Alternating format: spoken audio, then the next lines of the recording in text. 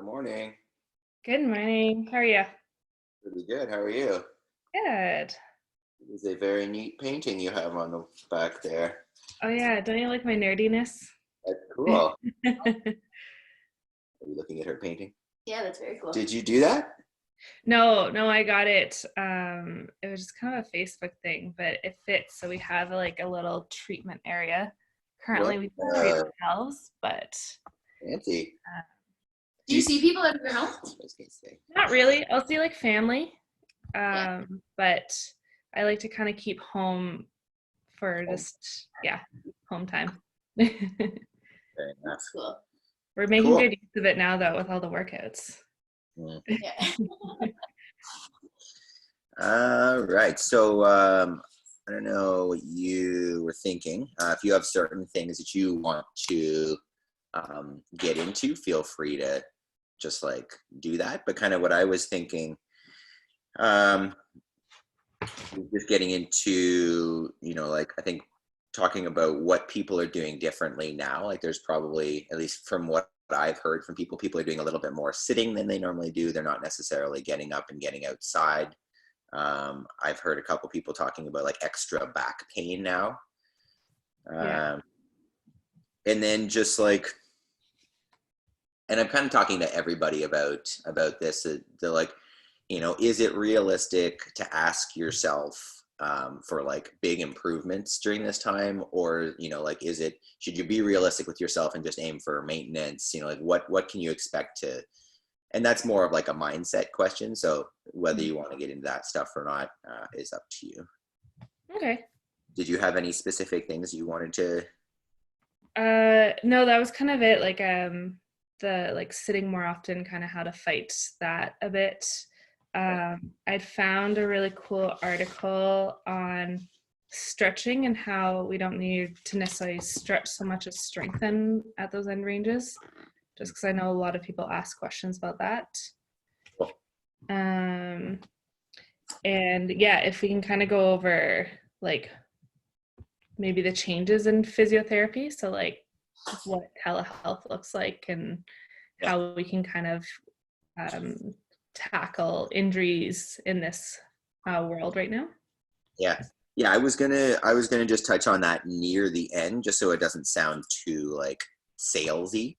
We'll give out a bunch of information, and then I was going to go into obviously when the gym is open, it's super easy to come in and just see you and get that manual therapy done. And I think there's probably a lot of people that figure, oh well, because I can't get needled or I can't get smushed, then there's no benefit that the physiotherapist can give to me. Are there still things that are beneficial, kind of thing? And just finish with something like that. Can I chime in? And how they can book. You can chime in. Sure. No, I don't mean during the thing. I just mean right now. Most people, I would say in general, and like most people have a general idea of what physios do in terms of like when they go and see you. Coming from a profession that nobody knows what a naturopathic doctor is, basically one of the most common questions that we get when we do like Q&As is like what do I expect? And where did she go? She's still there. Keep going. Oh, okay. Like what do I expect? And so oftentimes in the Q&A, we basically just walk them through, this is what your first appointment will look like. It'll be a bunch of questions. I'll ask you about these specific kinds of things. This is what I'll do. And just that makes them so much more comfortable with it to understand and what to expect. So as part of like explaining what you can do online with them, I would just kind of paint the picture of what it'll look like. Okay. Perfect. That's what a lot of people always ask us. Are you recording it? Well, it's all recording through Zoom, but I'm just setting this up to go live on Facebook, so we will be good to go soon. I think there's always a delay though. Like my video's still showing Chelsea and she's not here. It says this can take a few seconds. Fetching a video stream. Hopefully my terrible internet does not make this inoperable. Chelsea, are you on the internet? I am using no internet. No internet. Okay. Here, I'll even take my phone off Wi-Fi, but I'm not using it. Fetching video stream. I wonder if I can just press go live and see what happens. And that title.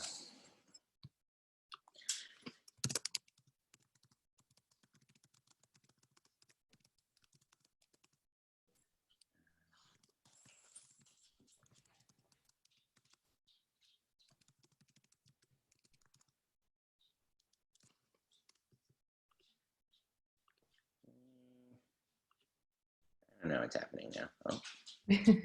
Oh, I did something. Oh, something came up on mine. Meeting is now streaming live on Facebook. We are. This is still saying redirecting to Facebook Live page. They may end up seeing all of this. Go internet. Show.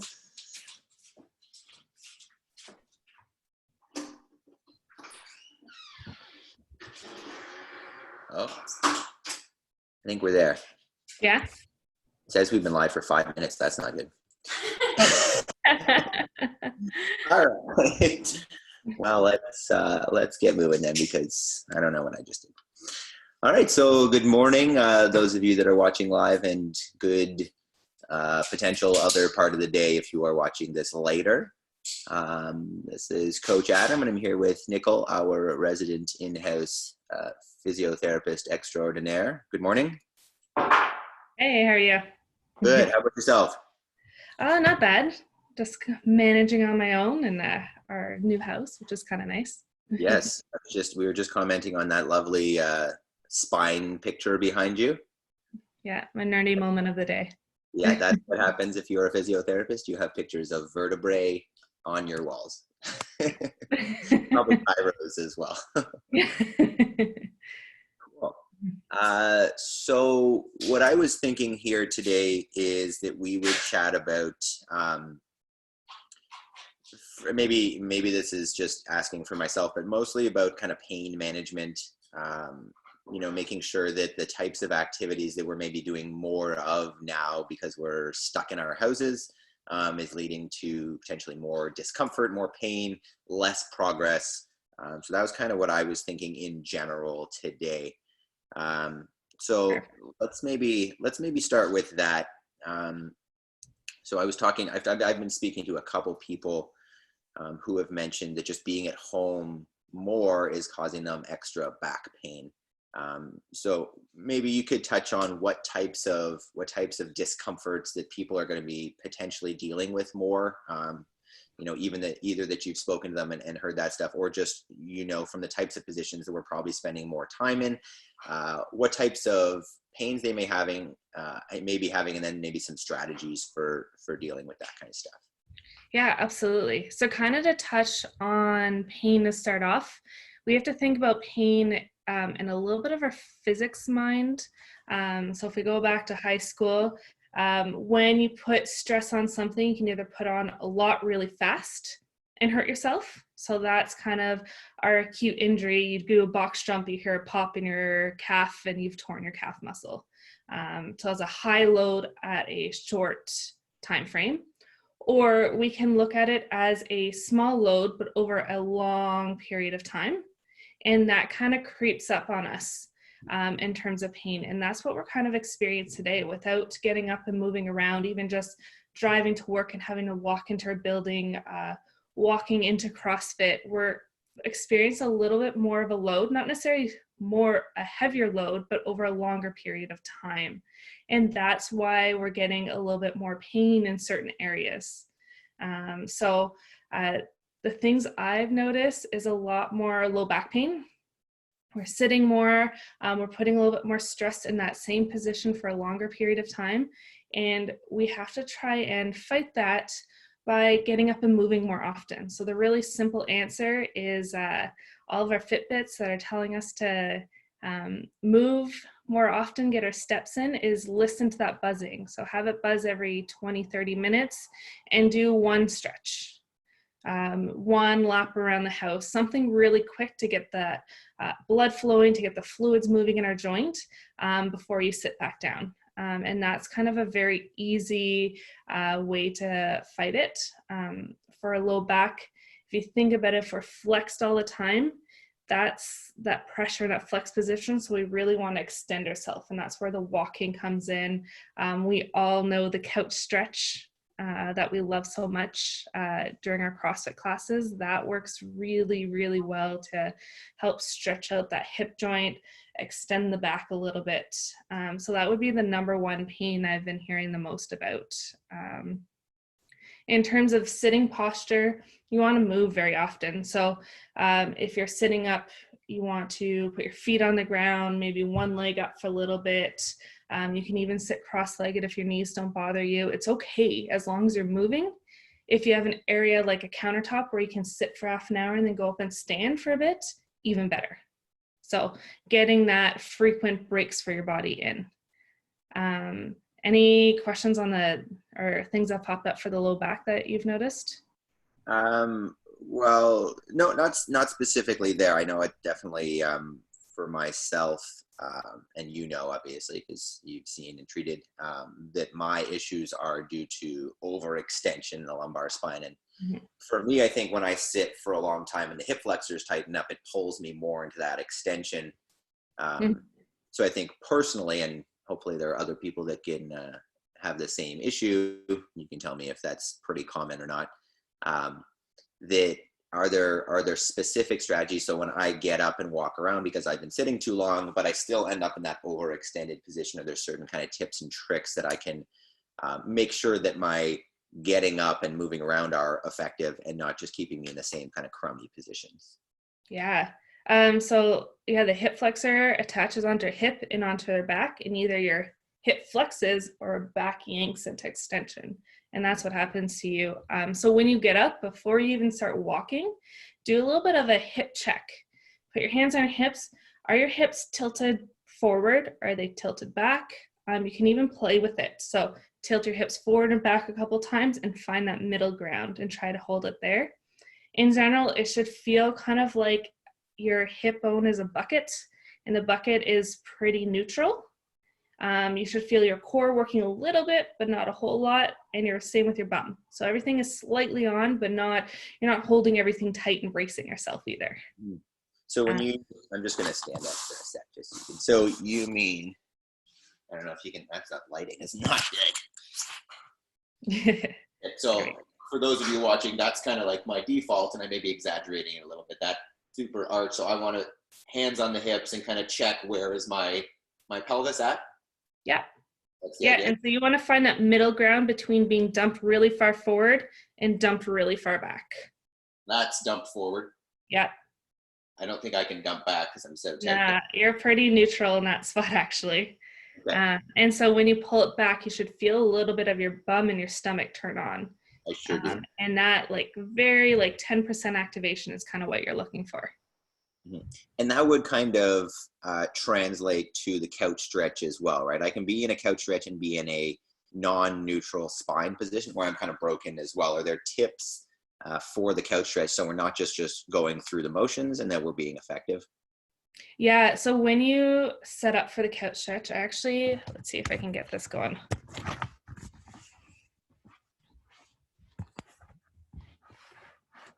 Okay, there's my couch. So when I'm in the couch stretch, the first thing I want to do is actually just put my foot on the couch, not even the foot on the back first. Hands on the hips, tilt in, get that glute turned on. Now I can actually feel my hip flexor a little bit. Start off there if you're really tight. And then if you can go back farther, you can get the foot on and do the same thing. I should never be so far back that when I'm here, I have a nice back bend. I don't know if you can see that, but my back is completely arched. I really need to kind of take a little bit of a body check, tuck the hip in, and feel a little bit of stretch both in the quad and the hip flexor. So checking that out and starting off with just the simple knee on the couch, foot on the bottom of the couch, not even on the backrest. Make sense? Yeah, and that's a much more active endeavor, I think, than most people are approaching, or how most people are approaching the couch stretch. I think a lot of people kind of find the furthest stretch they can get into and kind of hang.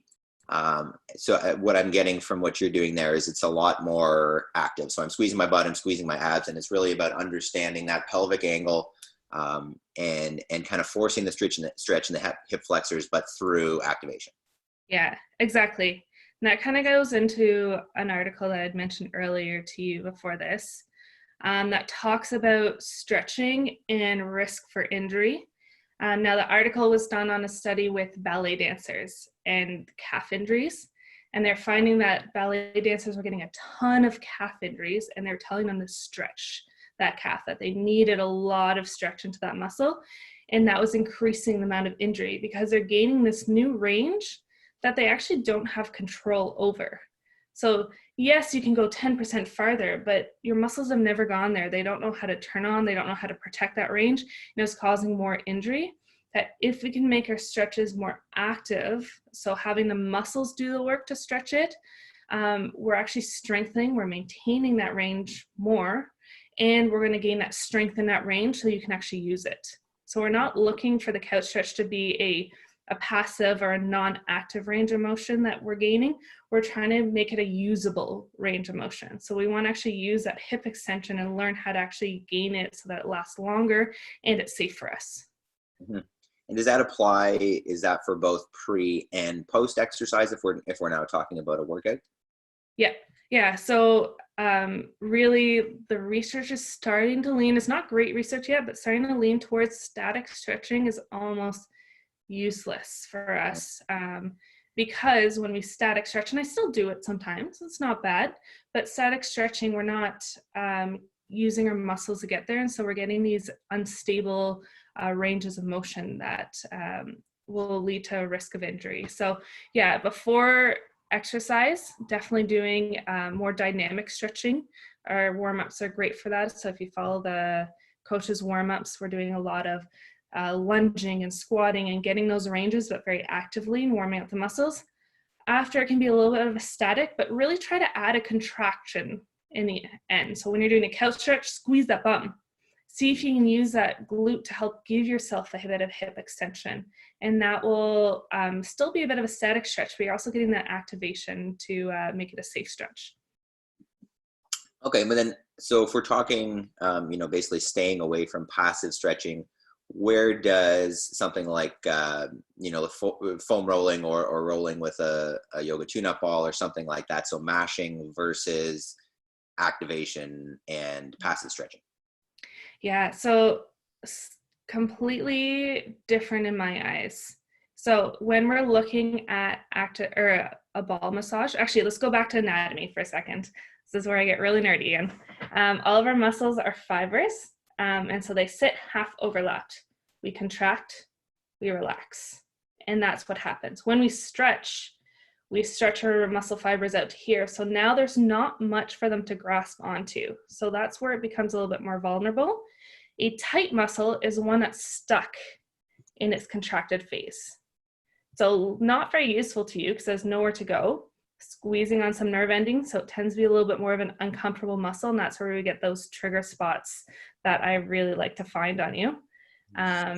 But we want to mash it, so we're loosening up those fibers so they come to about a relaxed state again.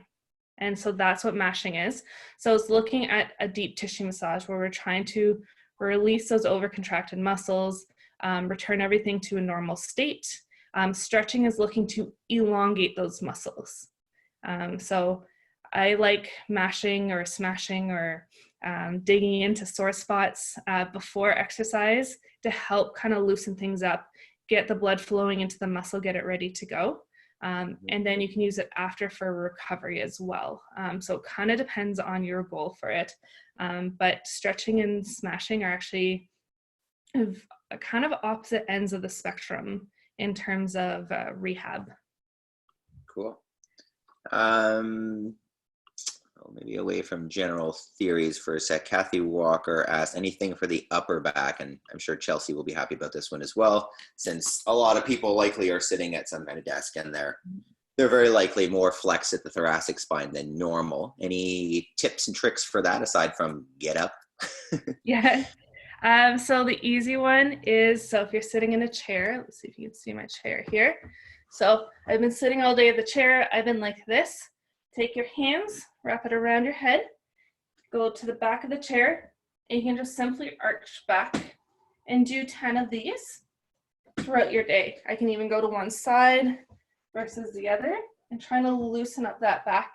The nice thing is when I'm in this position here, I'm also opening up that chest. So I'm stretching out those pecs at the same time. A couple questions on that specifically. First, do I want to make sure that I have a chair that doesn't go up to my neck kind of thing? So I'm trying to kind of round or arch my thoracic spine around the chair. Yeah, this one I'm lucky is kind of the perfect height. It's about mid back, so I'm looking right kind of mid in between my shoulder blades. Okay. When you're going for this. If you don't have a chair that's a nice height, you can always take a table. Let's see, I've done this one before, but you're at your table, hands on the table like this, and just bend back and get a nice stretch. If you want to even get a little bit more shoulders, once I'm here, I'm going to try and lift an arm off the table.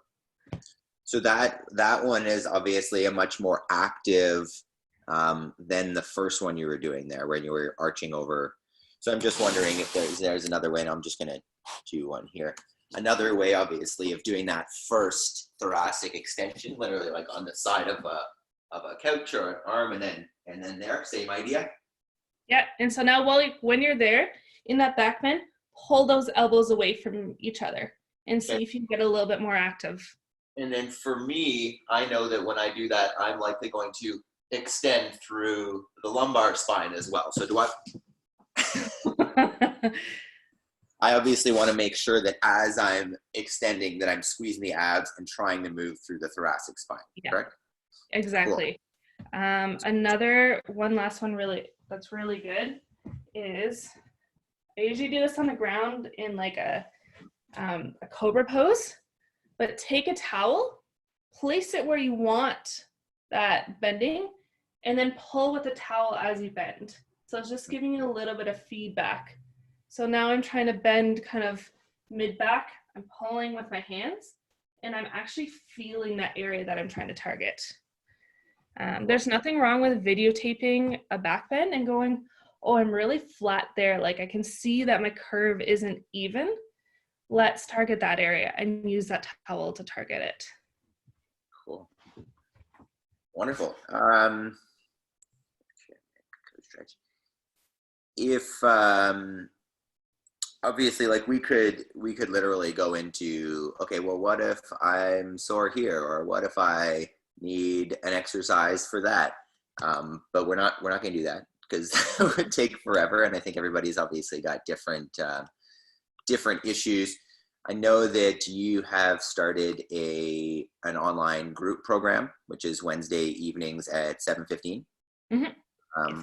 And the idea of that, those are going to be general kind of big body part groups per day. Is that the idea? Yeah, so I just was working on it this morning for this coming Wednesday, and I've targeted more the hip, the low back region.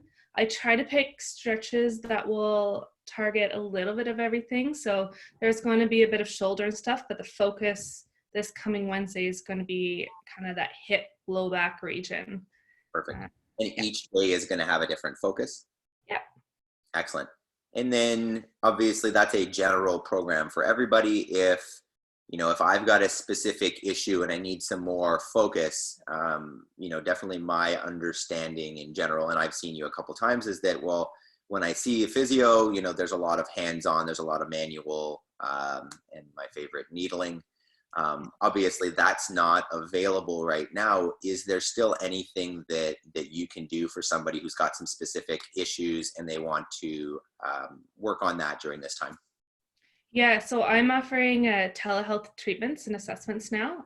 So we meet kind of like this face-to-face over video chat, and we talk about the issues, the problems that you're facing, kind of your work setup. So very similar to what we're doing now in terms of what does your everyday life look like? And then we do a movement assessment. So because we have the video, I can see how you bend forward, how you bend backwards, get a twist.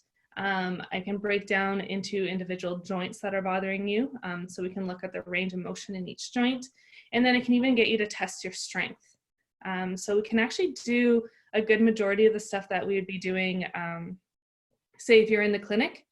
From there, I can give you some strategies on how to fix it yourself. So whether it's using a ball to loosen up muscles, whether there's stretches that you should be doing, do we need to change your posture at work?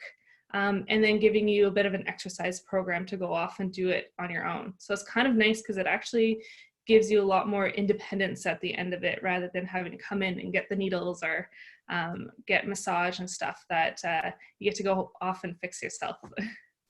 I think there might be an actual, obviously I see there's benefit to the manual stuff, but we may look at this as like, well, a second best, but I think what you can look at it as, it's an extra opportunity, because in person, you're not able to assess my workstation, right? I can literally carry my camera or my phone around, or my computer or my phone around, and show you, hey, this is where I spend this much time in this position, and then this is what I do for the rest. And you're able to look at that and get okay, so what you were telling me before, I didn't quite understand, but now that I see it, yeah, this is a strategy for you. This is a way that you can alter that station, maybe to make it more ergonomically friendly. Or, hey, here's your strategy for just not spending so much time in those constant positions. Yeah, exactly. And then one of the biggest things I struggle with is how do I adapt the exercises I think above on the spot or in our sessions. How do you adapt it to home? Like, how do you tie a band onto a post when you don't have a post at home? And so I've been finding it really beneficial that I can go, hey, look, you have a door over there. Let's find a way to knot up the band and attach it into the door. Or where's your favorite spot to exercise in the house? And let's actually make a program that fits that space, rather than you running around downstairs and all over. Yeah, perfect. So just because we can't get needle doesn't mean we can't get fixed. Exactly. Cool. So just so everybody is aware, if they want to get a hold of you, either just ask a brief question or to book, what's the best way to go about that for them? So my email is definitely one of the easiest ways. I can post it up again on the Facebook group. You can also message me. I've had people message me over Facebook. Happy to do that. I'm always checking Facebook, Instagram, and my email. And if you can't get a hold of me, bug a coach, because most of the coaches know where I am.